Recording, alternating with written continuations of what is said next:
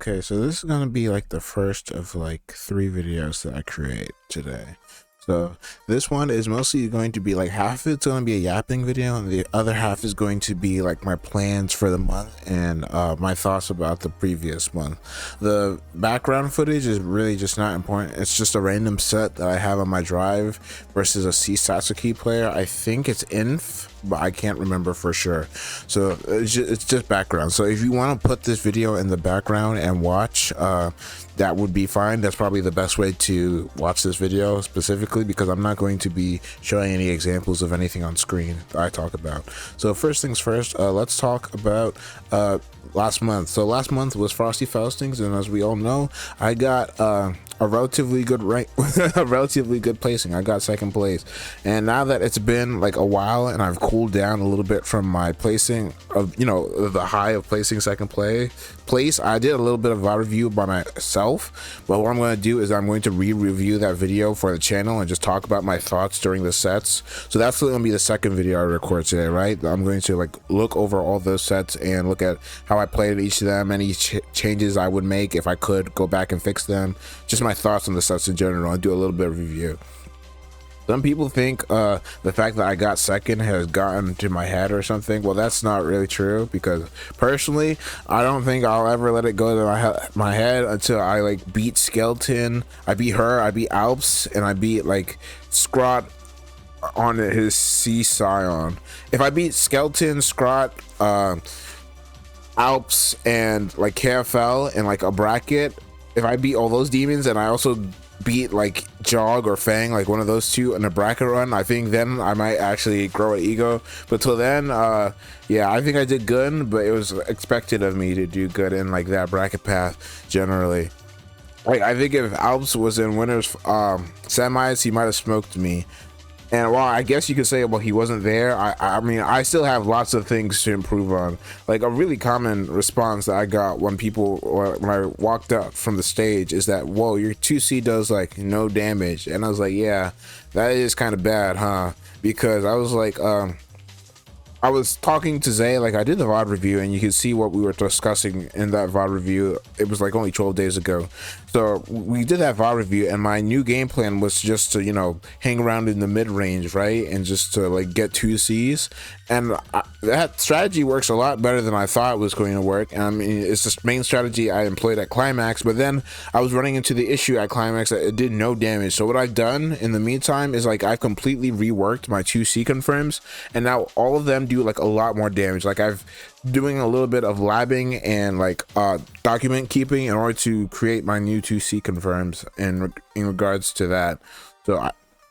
So right now what I'm doing in regards to playing Melty Blood is when I play, I'm trying to get like the hyper optimal 2C confirms. I'm trying to fish for them, really, so that way they can get ingrained into my muscle memory and I can start doing them more consistently versus like stronger and scarier players.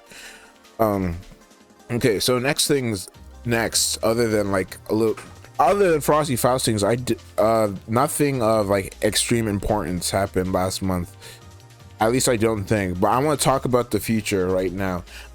As of now, I do not know when the next bracket I will enter will be. There is like, I will most definitely be going to Climax of Night in October or August, whatever month it is. I'm pretty sure it's October, but whatever. Last year, it was like the week before my birthday was Climax, so I'll probably go to Climax again this October. I could go to Boston Blue Beat. I'm probably getting the name wrong or whatever, but I could go to that, but I'd have to check with the finances, and like I save up like 1,600 every 5 months to do shit with. And like right now I'm thinking of using that 1,600 to buy like a Switch 2 when it releases. Like I could buy like a real PC and get like a PC together, but I don't think that's a good use of my funds right now while I'm still living with my parents. The idea is to like move out and then buy a PC. And until then, if I really need like an upgrade to my laptop, I could just buy like 32 gigabytes of RAM for my laptop. Like right now I'm just doing everything on like one laptop, and I think that's fine for the near future. I might buy a Switch 2 for like Unicorn Overload and like a whole bunch of other shit, like, you know. But as of now, there's no real big plans to like upgrade to like a PC or anything. I'll just buy a Switch 2 and just have fun with that or some shit. I think I just lost my train of thought, but luckily this is like a podcasty-ish video, so it's not super important that I you know, keep everything on the dome. Let me all right, I want to talk about the future. So that's like that. Also, if you notice, like if you're watching this video when it gets uploaded like later today, it's Monday right now, it's not gonna be a hand-drawn thumbnail. It will get changed to being a hand-drawn thumbnail in the near future, but what in regards to those, the plan as for now is to like first like, oh, I hit the wrong button, oops. I'm talking about Granblue. In regards to that, for like the whole hand-drawn thumbnail thing, first it's like I'm making like 3 videos today, but I'm also planning on doing a 4th for Granblue. Like I know nobody really watches the Granblue shit, which is why I'm doing the channel discussion on this Melty Blood related video as opposed to like the Granblue one. But I just want to, like, since I'm making so many videos in one day, I don't want to draw all the thumbnails in one day either. So I think some of the videos that aren't like hyper quality, like videos like this one, are going to be sometimes have their thumbnails like delayed, or they're just, and like on one hand, drawing the thumbnail is not really a good thing. I should be editing a thumbnail using, you know, pictures that exist already. But also I feel like it's just not nicer way to tie my hobbies in together if I just draw it as opposed to like editing, because I don't really like editing. I like drawing. I think I'm pretty sure I like drawing actually, because you know, I actually bother doing it. I'm still doing it, so I don't think I dislike it. I think I enjoy it. I know it sounds weirdly wishy-washy, but I don't know if I enjoy the final product or if I enjoy the process, because I think both is important. But I think I enjoy it. So like the idea is I'm tying together all my hobbies so that I can get both at, I can get better at all of them. You know, since there's only so many hours in the day, and if I want to get good at all this stuff, I got, like, you know, I need to smartly partition my time. Okay, now for like the main thing, like the main part of this section of the video, which is in regards to which videos I plan on making this month. Since I'm not going to any events, I'm just going to right here, right now, you know, describe the videos that I plan on making this February and stuff that's going to happen in regards to general Melty Blood. Right now, it looks like Replay Takeover, for those of you who did not know, is mostly done for Melty Blood. So within like the next 1 or 2 months, Replay Takeover will be a real thing in Melty Blood, which is going to be fucking crazy. Like, actually insane that Replay Takeover is going to be a thing in Melty. But when that happens, I will be, you know, making a guide on that. Also, it looks like training mode, like the extended training mode tool, is getting like a major update in the near future, because I was talking about making a guide in main court, and Fang was like, yo, if you're going to make a video guide, you should wait until we release the next version of training mode, which is well, that pretty much means it's coming out relatively soon, right? Or else he wouldn't tell me to like not make the guide as soon as possible. So in like 1 or 2 months, probably in March, those videos will probably come out of me, like, you know, doing the extending training mode, dedicated guide and shit, and Replay Takeover. And now people will no longer have an excuse for not playing Melty Blood. Like all those people that say, oh, I'll play Melty Blood when it has Replay Takeover or shit, they'll no longer have an excuse, and they can actually say what they really mean, which is, I don't like getting hit by C Satsuki mix, which is fair, but they don't have to pretend that they don't play Melty Blood because it doesn't have some sort of like training shit or anything. Now it will soon have Melty Blood is on track to have one of the best training modes ever, and it's going to be all because of the fans, baby. That's the Melty Blood community for you. Anyway, with both extended training mode 2.1 and Replay Takeover coming relatively soon, those are going to be like my main plans in March. But till then, I've been working on that H-Kkohaku Blockstring video and like making my thoughts on H-Kkohaku Blockstring offense known in like probably a Baphael video, sort of video, where he, like, you know, does like a script and then he records a little bit of the script with a hand-drawn demonstration. Not hand-drawn, but, you know, like he like does he's saying the script out loud as he's performing the clip. At least that's how I think he makes them. It could be that he does like the script taped and then he edits the audio over the video of him performing the action or whatever. I mean, however he does it, I want to make a video like that in regards to H-Kkohaku Blockstring offense, because I've actually started to inspire more people to play H-Kkohaku, which is crazy. So I like H-Kkohaku Blockstring offense is like relatively weak, and people always be like, oh, you know, strike throw, it's a 50-50. Yeah, well, it's not it. Maybe on Coma it's a 50-50 because that character can redash in at like the speed of sound, but on H-Kkohaku it's a lot more difficult to get the throw than people are willing to admit sometimes. Like, yeah, if she does it off of like basic 5As and she just forces that mix up, yeah, then it's scary. But you do have to remember, you can't, like, unless your name is Hime, you can mash a button relatively. You can mash a button on the 2A staggers and just, you know, smoke her for it with her relatively bad defense outside of her amazing bunker. So I just want to like make that video eventually this month, as in it will come out definitely this month. It might not be like the best video I ever make, but the plan is to make it this month.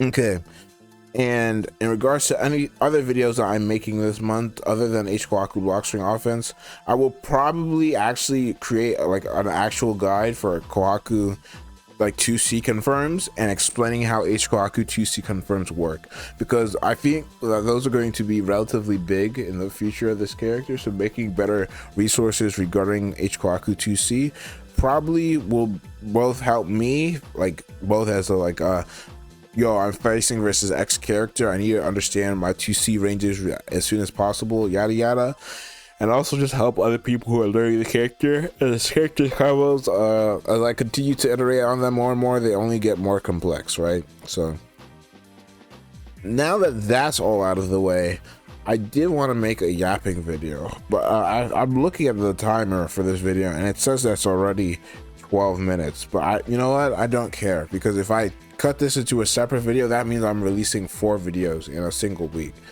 And I don't really want to do this.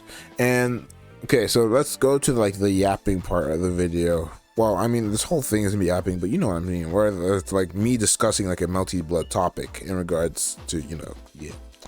Okay, so I was having a conversation. Well, so that's me having a conversation, or me name searching H-Kkohaku and seeing people discussing her neutral, and people are like 5B is a strong neutral tool. I just don't agree with that, but whatever.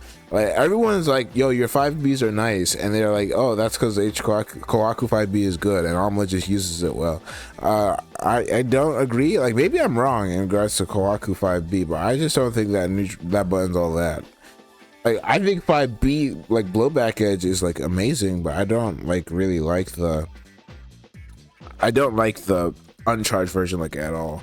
Oh, I just got pinged on Discord. I'm just gonna look at it while I do this conversation. But like, maybe I'm wrong in regards to Kohaku 5B, and maybe it's better than I give it credit for, and I'm willing to admit that. But people were like, yo, H-Kkohaku neutral is good, and I think that is a statement that I just don't think I'll ever agree with. Like, if you were to say H-Kkohaku's like reward from getting hits in neutral is good, yeah, I'd agree with that. But like, my thing is, like, I was saying like H-Kkohaku, why does it stop? Do not tell me the rest of the video corrupted. Okay, it didn't. It just weirdly stopped for whatever reason. Okay, so my thing is, when it comes to Kohaku neutral, is that I think C-Kkohaku and F-Kkohaku neutral is strong, right? Because they have like really good, like low recovery buttons that they can afford to be pressing in neutral, and they can like carve out space with those buttons. Like C-Kkohaku has JC on actual air to ground. She has, you know, JB is pretty strong. She has 2C. She most importantly has 4B, which is pretty much just FCL 5B on a C-Moon character. That button's nuts. She has 2A. She has the fact that she can consistently convert pretty much every single one of her hits into 2-3-6B, jump cancel into full combo, right? So I think C-Kkohaku neutral is strong. I think F-Kkohaku neutral is strong, but like, I don't think H-Kkohaku neutral is all that. I think out of all the Kohakus of this game, H-Kkohaku has like the weakest neutral out of any of the Kohakus. Because like, even H-Maids at least has assists that they can call in neutral to like mix up their landing timings, which is good, because Kohaku air buttons are not very, H-Kkohaku air buttons are not very fit for jumping in on people. Okay, so right, So that was my opinion, and that's what I said in chat. But then I was like, yo, do you hear yourself? You're just downplaying. Do you really think Kohaku neutral is weak or whatever? And like, I immediately clocked that the issue is that when I think of a character's neutral, I think of like their ability to play neutral, and I disconnect that from the reward from when they actually win in neutral. And I'm just like, this is mostly like an opinionated part of the video. Like this second half is like a yapping video that's mostly opinionated and trying to, you know, drive a little bit of discussion. So you guys can agree with me in the comments, disagree or whatever. I just want to hear you guys' thoughts on it. But like, to me, how well or how big a character's neutral wins are should not like impact how good their neutral is. Like, yeah, H-Kkohaku gets way more from when she hits you in neutral compared to like F-Kkohaku, right? But F-Kkohaku to me has better neutral because you have to like disconnect their reward from getting a clean hit in neutral from their actual neutral, if that makes any sense.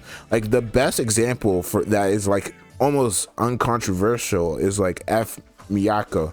Like everyone would look at you funny if you were to like if you were to say someone in Discord that F Miyako has amazing neutral, you would probably be looked at really weird, right? Because like we all agree that her stubby buttons and her poor ground dash, she has an okay walk. I think her walk's like in the top half, but I'm not gonna sit here and pretend I know F Miyako walk data.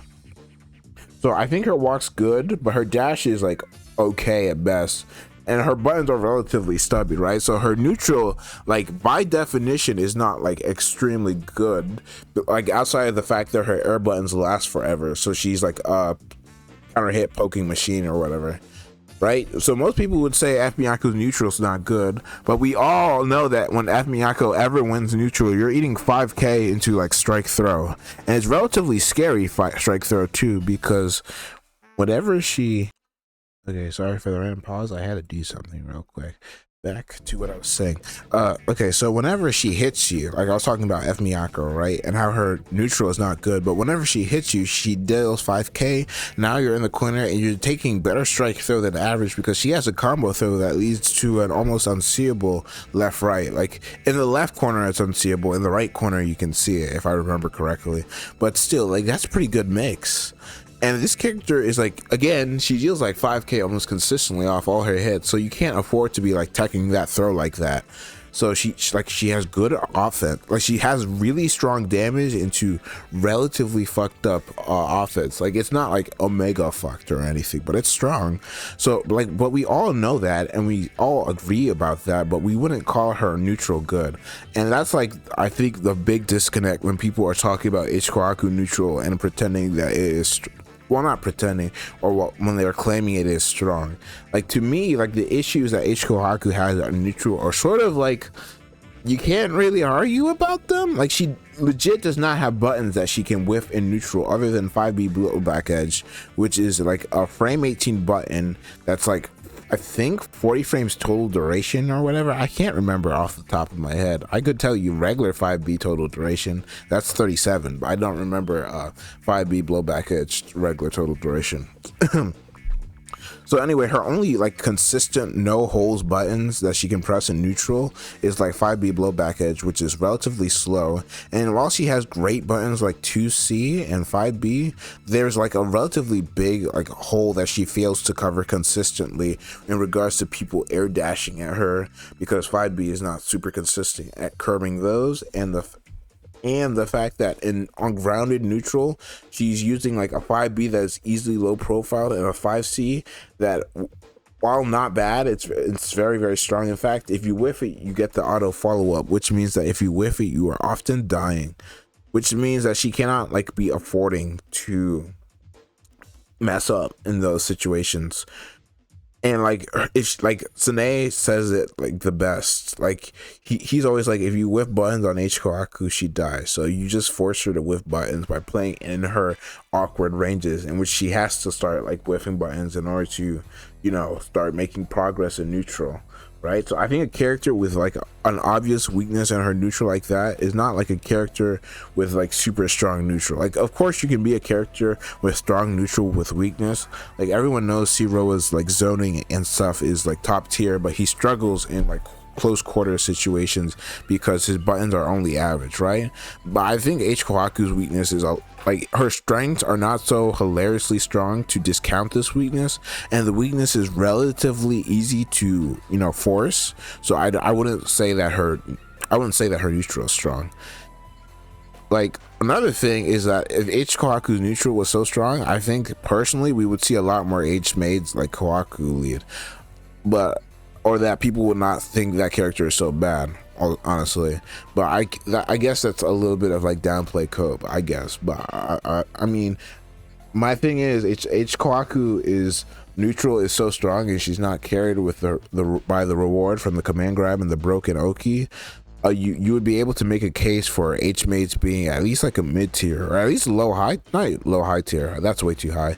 Like a really solid mid tier if her neutral was good, but her neutral isn't good. And I think that's like the issue, and like my idea when people say that her neutral is good. Like, people will be like, because Kohaku JC hits behind her, that are her neutral, like her air to ground, yeah, is not that bad. And I'm like, yeah, it hits behind her, but her regular JC, like the front hitbox, struggles to hit people crouching already, and whiffs relatively consistently versus shit like Arc 2B. Now, you want to know what the cross up hitbox looks like? It's like elevated compared to her front hitbox. Like, it's not like a lens JC sort of deal where it crosses up and it hits deep cross up, so you can't like try to dash under, bust a button. A lot of characters like with sort of decent consistency can like dash under, cross up button. Like, you see Whis do it versus me a lot, where they like fish for a dash under 2B, and like 9 out of 10 times they don't have to worry about getting counter hit because their 2B will like low profile the part of the JC that hits cross up. So like, people are like, cross up, strong button. And while I admit that the cross up makes the button stronger, it's not like it's already not all that great in regards to like landing on the opponent.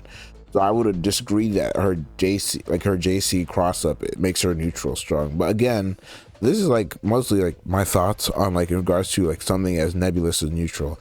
Like, I guess you could make an argument a character's reward should be tied to how strong their neutral is.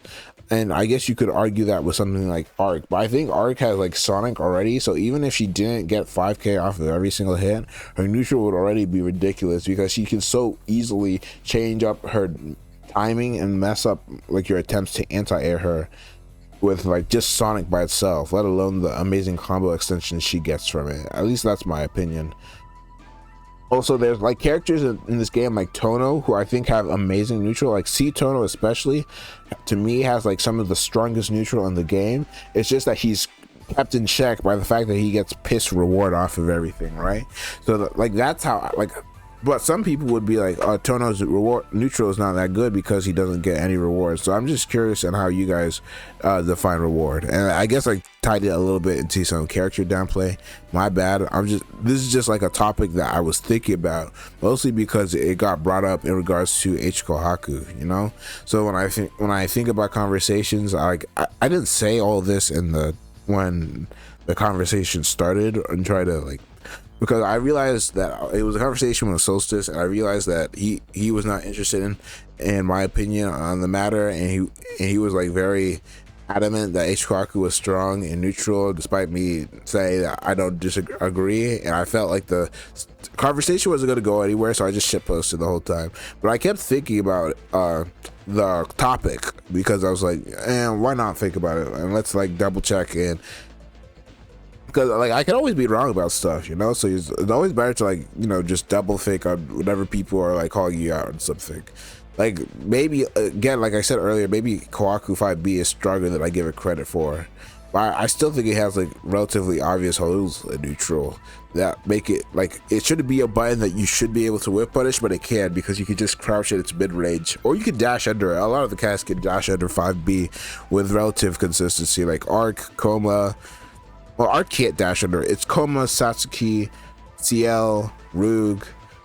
Characters like that dash under it.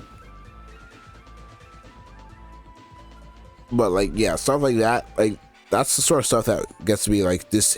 I can't remember the proper word where it's like, I'm not as trustful of 5B of being a strong neutral too, but I could be wrong in regards to that. But even if 5B is stronger than I give it credit for, I really don't see a universe in which H-Kkohaku's neutral could be considered strong when she has like nothing to be pressing in neutral most of the time.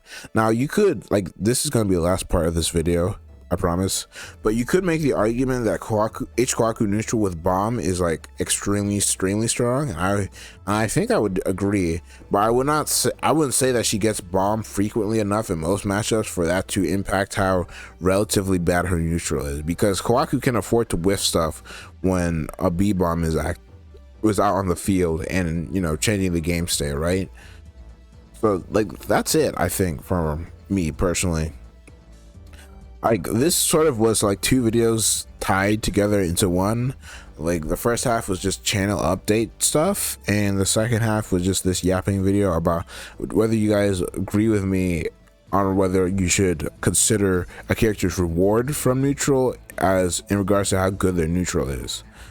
But that's all for now. The next video that I'm going to release on my channel, probably on Wednesday, is either going to be like I'm recording like 3 videos today, but I'm not going to upload them all at once because I'm tired of like messing up people's inbox feeds like that.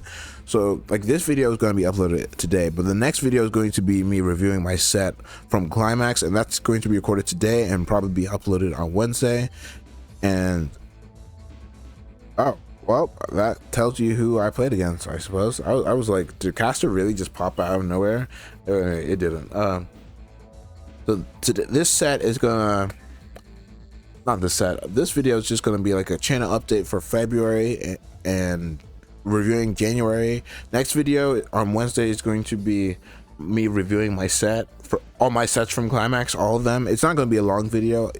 At least I won't be like pausing every single interaction. I'll be like more so speaking on it. Like, you know, when Giuna and AJM do like VOD reviews, or not VOD reviews, but like watching a VOD on the channel and they talk about shit like that. That's how those videos are going to be structured. So it's not going to be hyper long or anything, but that's going to be Wednesday. And on Friday it's going to be a Grand Blue video. So I expect it to get like 0 views, but I actually do want to start like logging my Grand Blue, and I might tie together all of my gacha stuff to that video. I'm not sure. Like, I want to talk about the stuff I was doing in Grambly and Zenless, and maybe Counterside. I don't know. Not Counterside. Dude, I'm really forgetting one of my favorite gachas. I can't believe. Maybe like I'm not thinking of Octopath. Man, dude, I forgot. It's Counter something, but it's not Counter Strike. I think it's Counterside. But anyway, maybe I'll make like all my videos, like I'll do like a gacha like every single month. I do like a Melty Blood like look in the future, and then a gacha look in the future, and that's it for this video. It's a little long. Like this was originally supposed to be like only 15 minutes, but since I tied 2 video ideas together, I suppose it was going to definitely run on a little longer than normal. So that's it for the video. Thank you all for watching.